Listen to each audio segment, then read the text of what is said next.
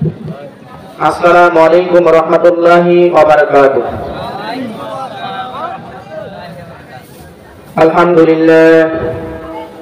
আলহামদুলিল্লাহ নাহমাদুহু ওয়া নাস্তাঈনুহু ওয়া কাফা বিল্লাহি রাসূলিল মুস্তাফা। فقد قال الله تعالى في كلامه المجيد وفرقانه الحميد. أعوذ بالله من الشيطان الرجيم. بسم الله الرحمن الرحيم. اقرأ باسم ربك الذي خلق خلق الإنسان من علق أو كما قال رسول الله صلى الله عليه وسلم خيركم من تعلم القرآن وعلمه. يا محمد के हमारा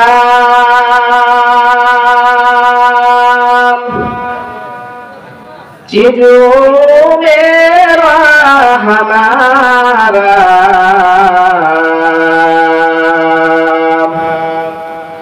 देख ले जुदा नाम के हमारा प्यारे मोहम्मद को में हमारा बलगल औला बिकमालिही। জবানের মালিক কে বলেন? জবানের মালিক কে বলেন? চিনে গেছেন নাকি? বালাগাল উলা বিকামালিহি কাশাফাত তুজা বিজামালিহি হাসানাত জামিউ খিসালিহি সাল্লু আলাইহি ওয়া আলিহি। বাদে সে দামামা বাদের আমামা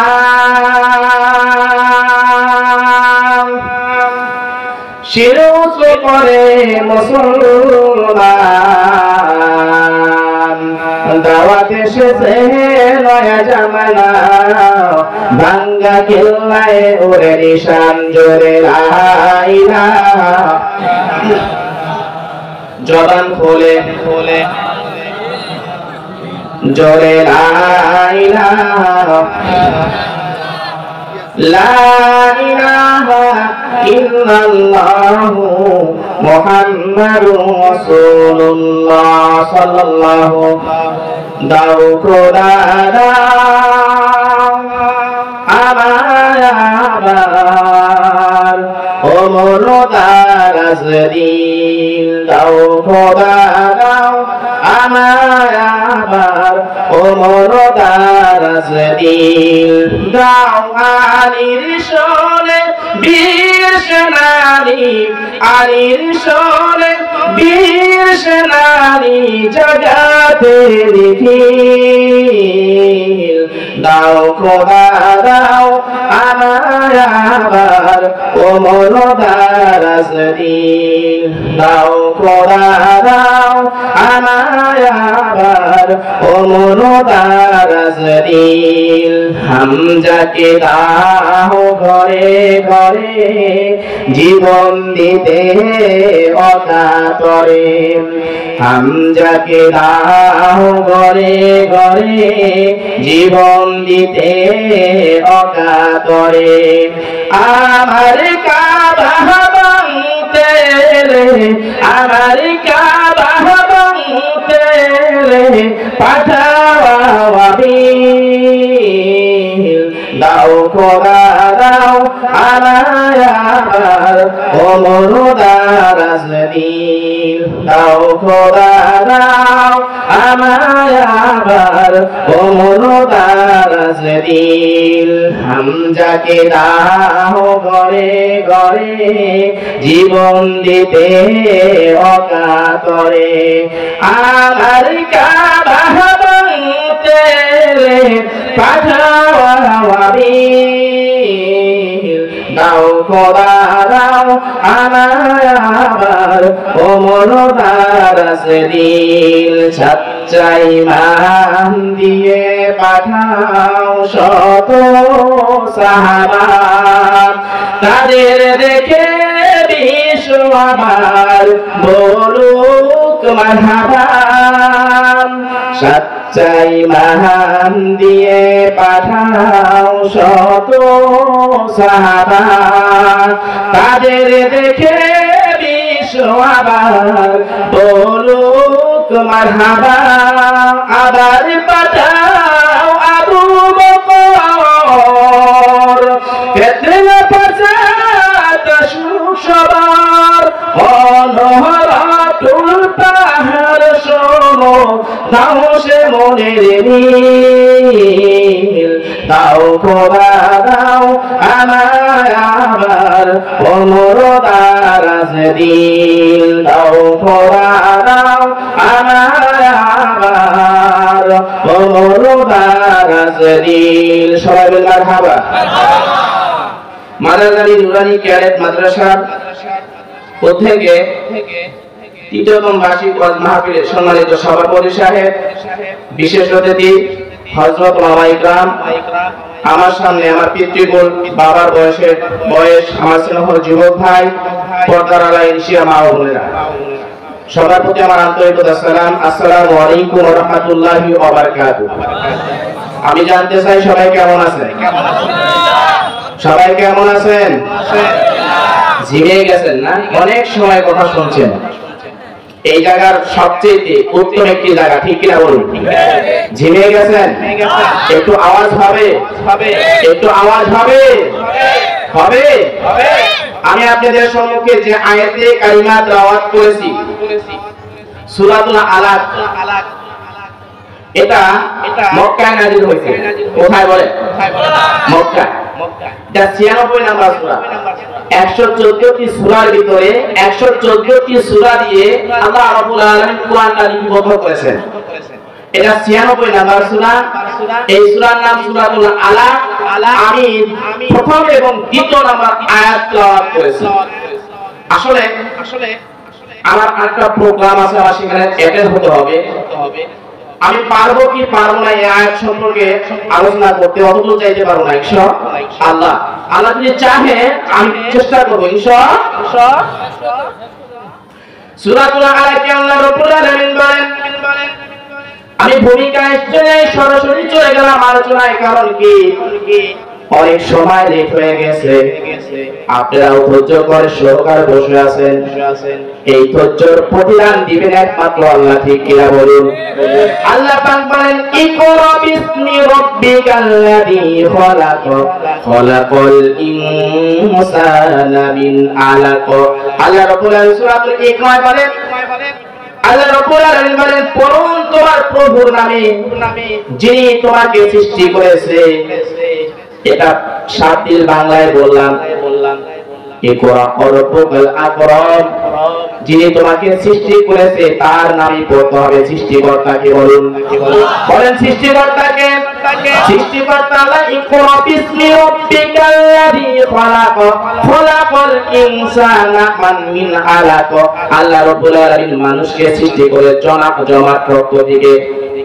জমাট রক্ত থেকে মানুষকে সৃষ্টি করেছে এই সৃষ্টির রহস্য নিয়ে আল্লাহ রাব্বুল আলামিন সূরাতুল আলাকের ভিতরে ঘটনাটা তুলে ধরেছে আমি আল্লাহ পাক বলে গোলাম মাদারজালির মুসলমান তোমাকে আমি আল্লাহ সৃষ্টি করেছি ওয়াজাদানা আমি তোমাকে সৃষ্টি করেছি আমার গোলামিটা সত্য করার জন্য জমাট রক্ত থেকে তোমাকে আমি রাব্বুল আলামিন সৃষ্টি করলাম আমার গোলামি না করে আমার দাসত্ব না করে তোমরা যদি মাখলুকের গোলামি করো তোমাদের জন্য আমি রব্বুল আলামিন জান্নাতের ব্যবস্থা করব তো দূরের কথা তোমাদের জন্য জাহান্নামের ব্যবস্থা রয়েছে তাহলে আমরা জান্নাতের ব্যবস্থা চাই জাহান্নামের ব্যবস্থা চাই না ঠিক কি না এ মাদারজালির মুসলমান আল্লাহর গোলাম এ গোপালপুরের মুসলমান শুনে রাখো আল্লাহ রাব্বুল আলামিন আপনাকে আমাকে যদি এই দুনিয়াতে পাঠাইছে আল্লাহর গোলামি দাসত্ব করার জন্য আল্লাহর অর্ডার পালন করার জন্য আমি যদি মাখলুকের অর্ডার পালন করি আল্লাহর দাসত্ব না মেনে আমি যদি মাখলুকের অর্ডার পালন করি মানুষের দাসত্ব করি তাহলে আল্লাহর গোলামি করা যাবে না আল্লাহ আপনাকে আমাকে জমাট রক্ত থেকে সৃষ্টি করেছে বিন্দু থেকে সৃষ্টি করেছে সেই সৃষ্টির রহস্য নিয়ে কিন্তু আজকের আলোচনা ঠিক কিনা মুসলমান আল্লাহর গোলাম আল্লাহ রাব্বুল রাব্বুল আলামিন তোমাকে আমাকে ওটা সৃষ্টি করেন নাই। আল্লাহ রাব্বুল আলামিন বলেন ইকরা বিসমি রাব্বিকাল্লাযী খলাক, পড়তে হবে কার নামে? বলেন কার নামে? জবান খুলে বলেন কার নামে পড়তে হবে? একটু মোস্তাই আওয়াজলা বলি নাকি জিমে গেছেন। নাস্তিকতা নিপাজাদ ইসলাম জিন্দাবাদ, পুরি প্রাণের কি আওয়াজ। খোদার দহি সার পাবে না, এই বাংলায় ঠাই হবে না, মুসলমানরা জেগেছে আজ। এই জোর কদমের সামনে চলো, ভদ্রকণ্ঠে আওয়াজ তুলো, সবাই মিলে একই তালে দাও না স্লোগান নারায়ে তাকবীর। এই আওয়াজে চলবে না নারায়ে তাকবীর, নারায়ে তাকবীর। দিন ইসলাম, দিন ইসলাম, দিন ইসলাম, দিন ইসলাম। নাস্তিকতা নিপাজাদ ইসলাম জিন্দাবাদ, পুরি প্রাণের কি আওয়াজ। খোদার দহি সার পাবে না, এই বাংলায় ঠাই হবে না, মুসলমানরা জেগেছে আজ। এই জোর কদমের সামনে চলো, ভদ্রকণ্ঠে আওয়াজ তুলো, সবাই মিলে একই তালে দাও না স্লোগান নারায়ে তাকবীর। দিন ইসলাম, দিন ইসলাম। আল্লাহ রাব্বুল আলামিন এত সুন্দর একটা প্যান্ডেলের ব্যবস্থা করেছে, এত সুন্দর একটা আয়োজনের ব্যবস্থা করেছে, এত সুন্দর উদ্যোক্তা হয়েছে। এই জায়গাটা কিন্তু কারো না কারো স্বপ্নের ময়দান, ঠিক কিনা? আপনার আমার জন্য স্বপ্নের ময়দান না, আপনার আমার জন্য বাস্তবের ময়দান, ঠিক কিনা? এই বাস্তবের ময়দানে বসে থেকে আল্লাহ রাব্বুল আলামিন বলে আমার গোলাম, বাস্তবের ময়দানে তুমি বসে আছো, বাস্তবের ময়দানে তুমি বসে থেকে তুমি আমি আল্লাহ শুকরিয়া আদায় করো। আমি আল্লাহ শুকরিয়া আদায় করে তোমার নিয়ামত বাড়িয়ে দিব, আমি আল্লাহ শুকরিয়া করে তোমার নিয়ামত ছিনিয়ে নিব। আমরা এত শীতের ভিতরে, কোন গোলা শীতের ভিতরে বসে আছি, এই জন্য একমাত্র আল্লাহর জান্নাত থেকে বাঁচতে চাই, জান্নাতের আশায়, ঠিক কিনা? আমার যুবক ভাই, রাস্তাঘাটে অভাব নাই, হতে পারে আপনার আমার জীবনের জন্য এটাই শেষ মাহফিল, ঠিক কিনা? বছরে একবার হয় মাদারকার মাহফিলে, বছরে একবার আসো, কিন্তু একবারে আসার পরেও যদি রাস্তাঘাটে তুমি অযথা বসে থাকো, অযথা তুমি যদি রাস্তাঘাটে চা হোটেলে যদি বসে থাকো, তোমার সময় চলে যাবে। তুমি যদি ময়দানে এসে বসে থাকো, তোমার শয়তান চলে, তোমার সময় চলে যাবে। কিন্তু এই সময়টা যদি তুমি আল্লাহ রাস্তায় কাটাইতে পারো, এই আল্লাহ রাস্তায় কাটানোর জন্য আল্লাহ রাব্বুল আলামিন তোমাকে ফুলের বাগান বানায়া দিবে। বাগান চাই কি চাই না? সবাই চাই কি চাই না? আমরা বাগান চাই, কিন্তু বাগানের বাড়ি হতে চাই না, ঠিক কিনা বলুন? আমরা বাগান চাই, কিন্তু বাগানকে আমরা পরিপূর্ণ করতে চাই না, ঠিক কিনা বলুন? এটা একটা মাদ্রাসা, মাদ্রাসা উদ্যোগে মাহফিলে মাদ্রাসার মুসলমান, এর গোপালপুরের মুসলমান, এটা মাদ্রাসা। এই মাদ্রাসায় যারা পড়ে, যারা পড়ায়, তারা ইন্নামাল উলামা ওয়ারাসাতুল আম্বিয়া, ওলামায়ে কিরামরা নবীদের ওয়ারিস। এই নবীদের ওয়ারিসেরা এই মাদ্রাসায় পড়াশোনা করায়, এই মাদ্রাসার ছাত্রদের তালিম দেয়, এই মাদ্রাসার ছাত্রদেরকে শিক্ষা দেয়। বলেন তো মাদ্রাসায় যারা পড়ে তাদের সম্মান দেন কে? বলেন কে? পৃথিবীর বুকে সবচেয়ে বড় সম্মান পায় ওলামায়ে কিরাম। এই জন্য কবি বলে রাজার সম্মান হয় রাজ্যের ভিতরে, আলেমের সম্মান হয় দুনিয়া আখিরে। আলেমের সম্মান দুনিয়া আখিরেও থাকবে, দুনিয়াও থাকবে, আখিরাতেও থাকবে। এই সম্মানের মালিক মাত্র প্রভু, ঠিক কিনা? আমরা আল্লাহর গোলাম। আমরা কার গোলাম? বলে আল্লাহর গোলাম। এ নবীর উম্মতের দল, এ গোপালপুরের মুসলমান, এ যুবক ভাই, আমিও তোমাদের মতো একজন যুব সন্তান, আমিও তো পারতাম তোমাদের মতো রাস্তাঘাটে আড্ডা মারতে, আমাকে কেউ নিষেধ করতো না। আমিও তো পারতাম তোমাদের মতো চার হোস্টেলে বসে থেকে রাস্তা কাটাইতে, আমাকে কেউ নিষেধ করতো না। কিন্তু বুঝে শুনে দেখলাম আল্লাহ সত্য, আল্লাহ রাসূল সত্য, কোরআন সত্য, ঠিক কিনা? এই কোরআনের পক্ষে যারা থাকবে মুসলমান, এরা গোপালপুরের মুসলমান, কোরআনের পক্ষে যারা থাকে, থাকছে, থাকবে, তাদের সম্মান ইজ্জত জানকে করেন, জানকে। এই যুবক ভাই, আপনার আমার সময় চিন্তা করে লাভ নাই। অযথা আপনি সময়কে রাস্তাঘাটে দেন না। আমার যুবক ভাই, ওই মাদারজানির মুসলমান, আল্লাহ রাব্বুল আলামিন তোমাকে এত সুন্দর সামিয়ানার ব্যবস্থা করে দেওয়ার জন্য, আল্লাহ রাব্বুল আলামিনের ব্যবস্থা থেকে এত সুন্দর সামিয়ানা করা হয়েছে, এত সুন্দর ক্যান্ডেলের ব্যবস্থা করা হয়েছে, লাইটিং করা হয়েছে, লাইটিং করা হয়েছে, কত সুন্দর করে খেয়াল বিছায়া দিতে, মানুষ যেন কষ্ট না পায়। তারপরে তুমি যদি এই জায়গায় বসতে না পারো, এই জায়গায় আসতে না পারো, তাহলে কি তোমার কপাল পুড়িয়ে গেছে? না না না, কপাল পড়ে নাই। কপাল পোড়াটা জোড়া লাগানোর জন্য কোরআনের ময়দানে তুমি বসো। কোরআনের ময়দানে বসলেও সব, আসলেও সব, কথা বললেও সব, ঠিক কিনা?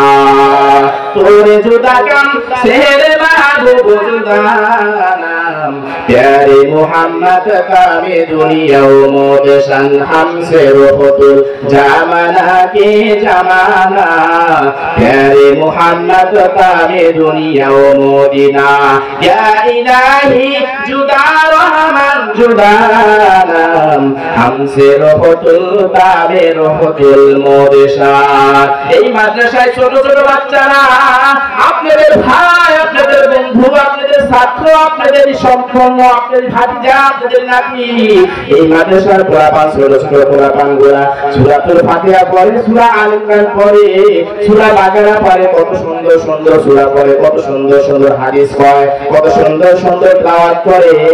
আপনার বাচ্চাটা, আপনার সন্তানটা, আমরা রংপুর থেকে এসে আপনাদের বাচ্চাদের তালিম দেই, একমাত্র উদ্দেশ্য আল্লাহকে পাওয়ার আশা, অন্য কোনো আশায় না। আল্লাহ রাব্বুল আলামিন আপনাদের সন্তানদেরকে যেন দ্বীনের শিক্ষায় শিক্ষিত করে পুরা জীবনের জন্য। আল্লাহ রাব্বুল আলামিন গোটা পৃথিবীর জন্য মডেল হিসেবে তৈরি করে। আপনারা চান কি চান না?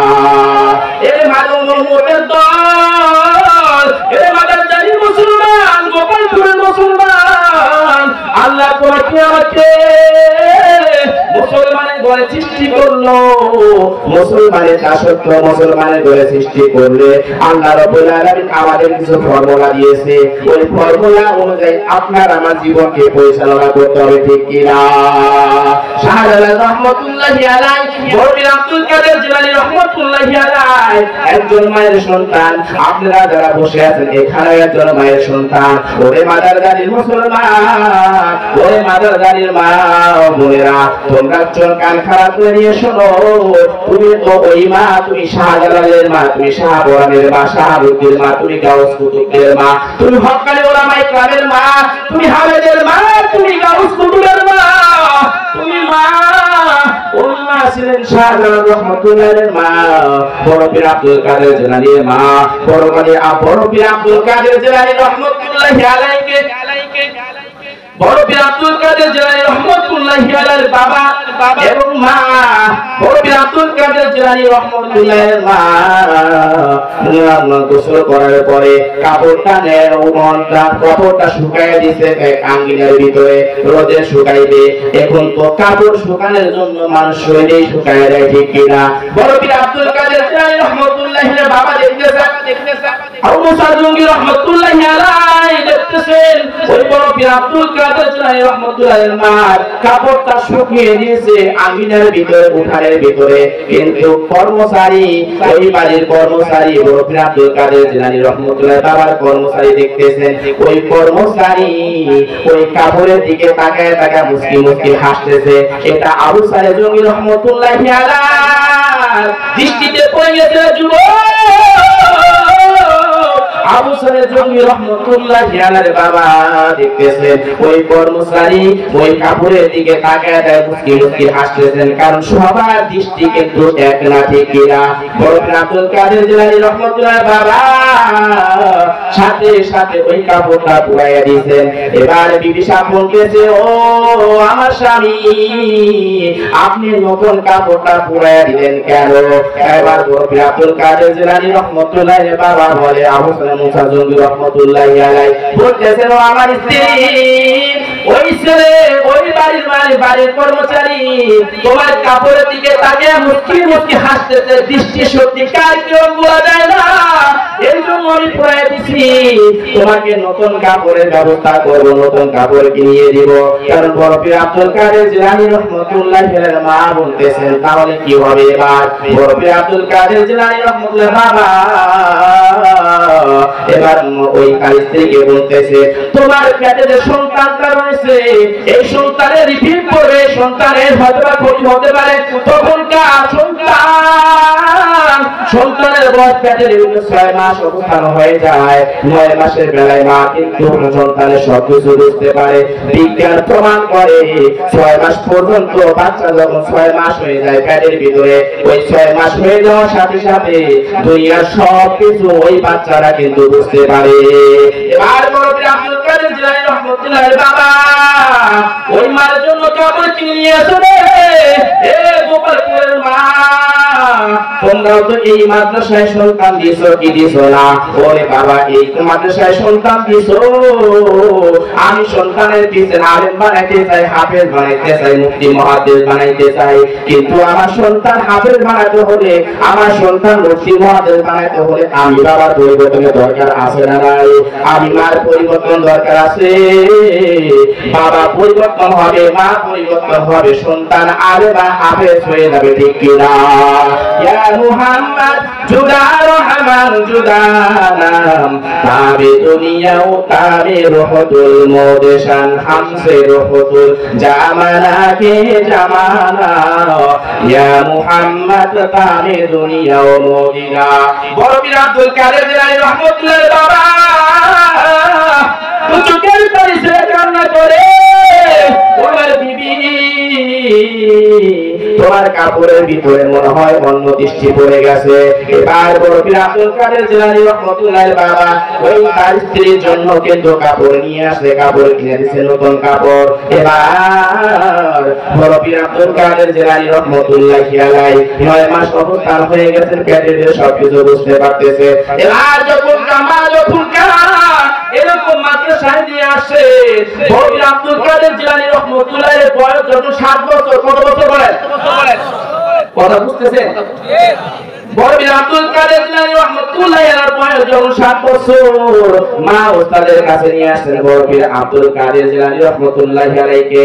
এবার বড় পীর আব্দুল কাদের জিলানী রহমাতুল্লাহ ওস্তাদ বলতেছেন, বাবা তুমি বলো আলিফ। কয় আলিফ। কয় যা আলিফ বলবো ঠিক আছে, কিন্তু যার অর্থ নাই আলিফের অর্থ কি? কয় অর্থ নাই। ওস্তাদ বলে অর্থ নাই। কয় ওস্তাদ বলতেছে অর্থ নাই, যেটা অর্থ নাই সেটা আমি পড়ে আসি, আমি জানি না। বড় পীর আব্দুল কাদের জিলানী রহমাতুল্লাহ আলাইহি 7 বছর বয়সের বাচ্চা ওস্তাদের সামনে বলতেছে, যেটার কোনো অর্থ নাই সেটা আমি পড়ি না। কি করে না?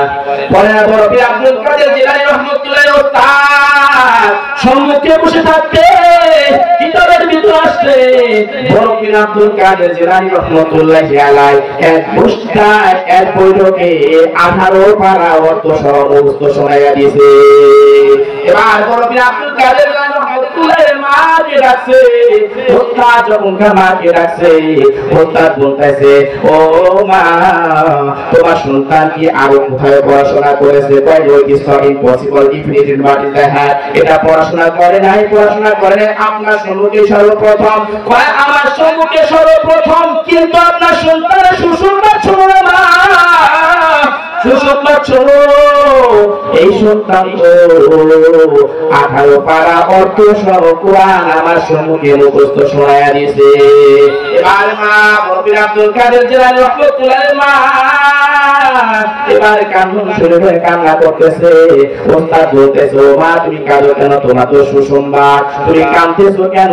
বড় পীর আব্দুল কাদের জিলানী রহমাতুল্লাহ মা এবার দু চোখের পানি ছেড়ে কান্না করে আর বলে, ও ওস্তাদজি আমার সন্তানের জন্য আমি কাঁদি না, আপনার জন্য কাঁদি না, কিন্তু আমি যখন আমার সন্তান যখন গর্ভে ছিল, গর্ভে নিয়ে যখন কাজ করতাম, আমি হলাম হাফেজা, আমার সন্তান যখন গর্ভে ছিল ওই গর্ভে নিয়ে আমি কোরআন দেখা দিতাম, আমি কোরআন তেলাওয়াত করতাম, আমি থালা বাসন মাজতাম, আমি কোরআন তেলাওয়াত করতাম, আমি যদি পুরো কোরআনটাই খবর দিতাম, আল্লাহর কসম আমার সন্তান আপনার আপনার সম্মুখে 30টি পারাই মুখস্থ শোনায় দিতে পারত। এবার বড় পীর আব্দুল কাদের জিলানী রাহমাতুল্লাহি আলাইহি তার মাকে বলে, মা আমি যখন গর্ভে ছিলাম, আমি যখন গর্ভে ছিলাম তখন কি তুমি কোন হারাম কাজ করেছো? মা বলতেছে, না রে বাবা, না, কোন হারাম কাজ তো করি নাই। তখন বলতেছে, আর বড় পীর আব্দুল কাদের জিলানী রাহমাতুল্লাহি আলাইহি এই কথা বলছেন। মা এবার প্রশ্ন উত্তর দিতেছে, ও বাবা আব্দুল কাদের জিলানী, আব্দুল কাদের, আমি তো কোন হারাম কাজ করি নাই, আমার জানা মতে হারাম কাজ করি নাই। কিন্তু বড় পীর আব্দুল কাদের জিলানী রাহমাতুল্লাহি বড় 7 বছর মাকে প্রশ্ন করছে, হারাম কাজ করছো নাকি? দেখছেন কিরকম সন্তান? আর আপনার আমার সন্তান তো জন্ম নিয়ে মোবাইল ফোন, ঠিক কিনা?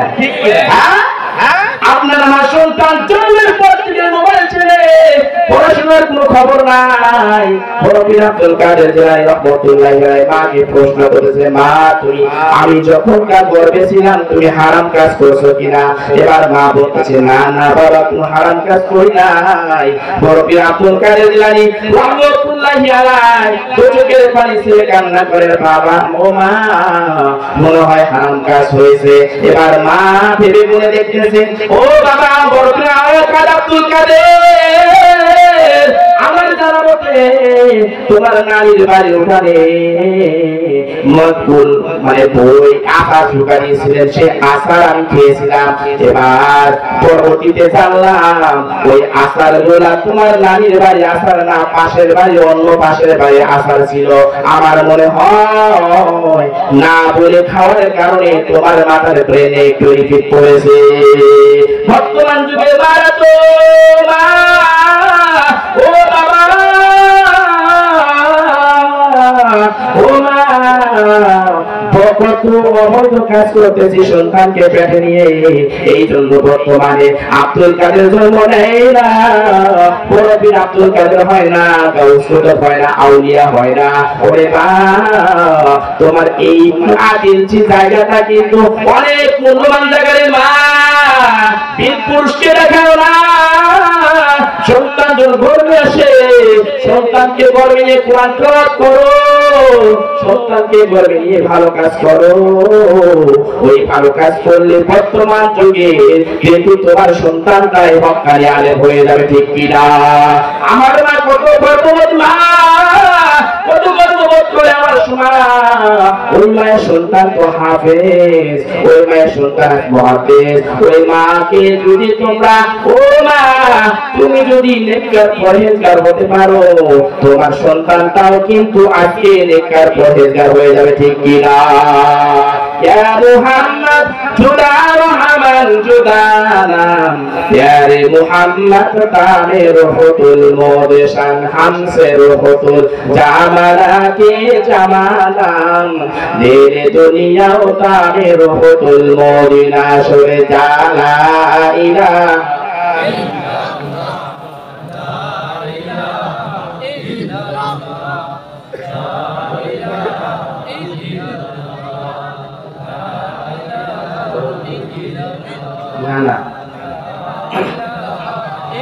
জোরে লা ইলাহা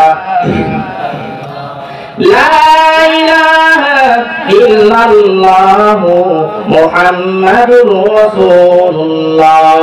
এই দুনিয়ার হক্কানি আলেমের মা, গাউস কুতুবের মা, এই ময়দানে জানাজা পড়ানো হয় কি হয় না বলেন তো? এখানে পাশে মাদ্রাসা, পাশে ঈদগাহ মাঠ, এখানে হাজারো জানাজার লাশ আসে। এমন মা যদি, এমন বাবা যদি হইতা, তোমার সন্তান তোমার জন্য জানাজা পড়তেছে, তোমার সন্তান তোমার জন্য দোয়া করে, কে না হতে চায় যে আমার সন্তান যেন আমার জানাজাটা পড়ে, আমার সন্তান যেন আমার জানাজা পড়ে আমাকে ধোয়াইয়া গোসলখানা করাইয়া কবরে রেখে আসে। আমরা সবাই চাই, কিন্তু চাওয়ার ভিতরে কোন চাওয়া চাই? দুনিয়াবি চাওয়া চাই, আখিরাত মুখী চাওয়া চাই না, ঠিক কিনা? বড় পীর আব্দুল কাদের জিলানী রাহমাতুল্লাহি আলাইহি মাকে বলতেছিল, বাবা, মা এবার মুফতি আব্দুল কাদের জিলানী রহমাতুল্লাহকে বলে, ওরে বাবা মুফতি আব্দুল কাদের জিলানী, আমার মনে হয় ওই বাড়ির আচার খাওয়ার কারণে, ওই বাড়ির আচার খাওয়ার কারণে তোমাকে ব্রেন রিপিট করেছে। এবার মুফতি আব্দুল কাদের জিলানী রহমাতুল্লাহি আলাইহি দু চোখের পানি ছেড়ে কান্না করে বলে, মা গো, তুমি যদি ওই বাড়ির আচারটা না খাইতা, আমি আব্দুল কাদের সরাসরি 30টি পাড়ায় মুখস্থ শোনায় দিতে পারতাম।